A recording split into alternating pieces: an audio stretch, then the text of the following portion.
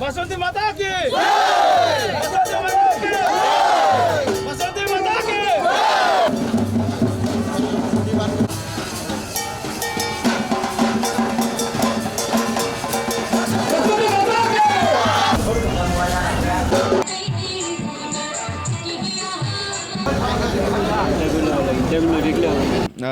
আজি ৰৌতা বাগানত শ্ৰী শ্ৰী বাসন্তী পূজা ইয়াৰে এটা ঐতিহাসিক এইটো কি বুলি কয় এইটো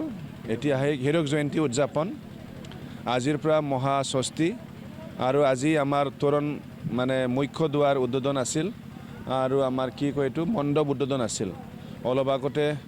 মই আহি পেলাই আমাৰ মেইন দুৱাৰ উদ্বোধন কৰিলোঁ আৰু আমাৰ কি কয় মণ্ডপ উদ্বোধন কৰিলোঁ মই নিজে এইখন উদযাপনৰ মই ৰিসেপশ্যন কমিটিৰ চেয়াৰমেন হয় মই নিজে সৌভাগ্য অনুভৱ কৰিছোঁ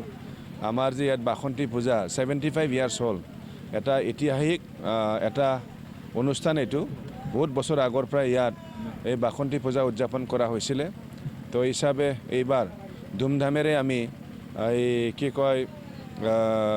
কি বৰ্ষ বুলি কয় হীৰক জয়ন্তী বৰ্ষটো আমি ধুমধামেৰে উদযাপন কৰিব বিচাৰিছোঁ এনেও অন্য বছৰবিলাকতো ইয়াত যথেষ্ট সমাগম হয় এইবাৰ যেহেতু হীৰক জয়ন্তী উদযাপন যথেষ্ট সমাগম হ'ব আমিও অলপ সুকীয়াকৈ কৰিব চেষ্টা কৰিছোঁ আগত 4 দিনীয়াকৈ হৈছিল বাসন্তী পূজাৰ লগত মেলাও থাকে ইয়াতে এইবাৰ এইটো 6 দিন হ'ব আৰু মেলাটোকো অলপ ডাঙৰ কৰিব বিচাৰিছোঁ তাৰ কাৰণে মই আশা ৰাখিছোঁ এই 6 দিন